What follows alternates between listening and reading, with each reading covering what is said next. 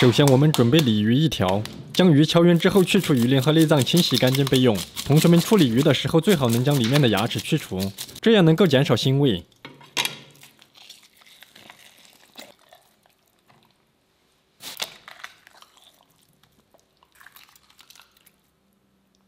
下一步开始改刀，首先在鱼身上斜刀切3刀，然后再反过来切3刀。 然后再反过来对切3刀，同学们切记不能把鱼边切开，否则在煎的时候鱼身容易煎烂。下一步开始准备辅料，准备五花肉1小块切成小粒备用。加五花肉的目的是增加成菜的香味，也可以直接用猪油代替。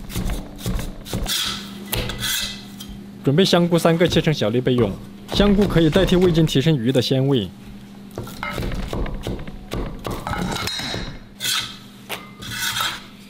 准备生姜1小块切成姜粒备用。准备大蒜几颗切成小粒备用。最后准备几根小葱白切成小粒备用。下一步开始制作。首先我们把锅烧热，锅烧热之后加入适量的底油，烧至5成热。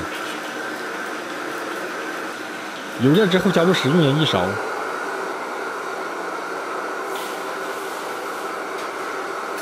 然后将鲤鱼下锅，开中小火煎5分钟。这一步的目的是将鲤鱼两面煎香煎黄。中途的时候将其翻面过来继续煎香。同学们加盐在油中煎鱼可以防止粘锅。5分钟之后将鲤鱼倒出备用。然后锅中再次加入少许的底油烧热。油热之后加入切好的五花肉爆香，炒出猪油。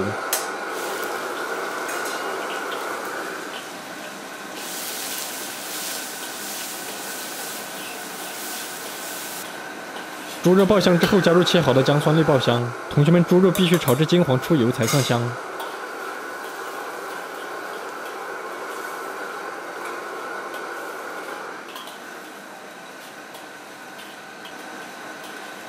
料头炒香之后，加入切好的香菇和葱粒。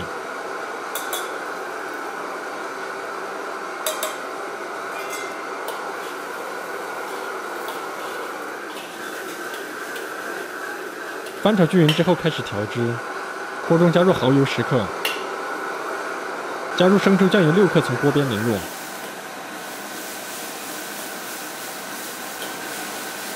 然后加入啤酒1瓶。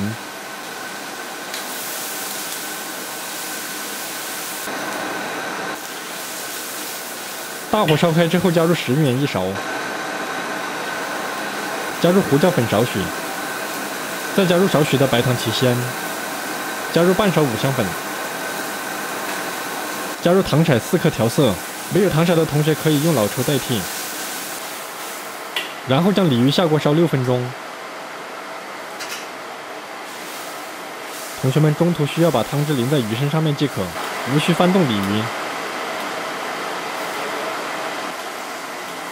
6分钟之后将鲤鱼捞出摆盘。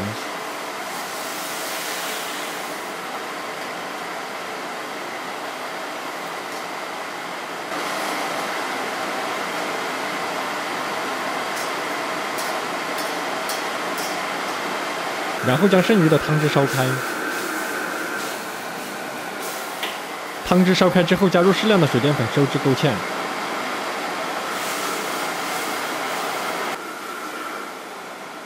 最后加入少许明油，搅拌均匀，淋在鱼身上面即可。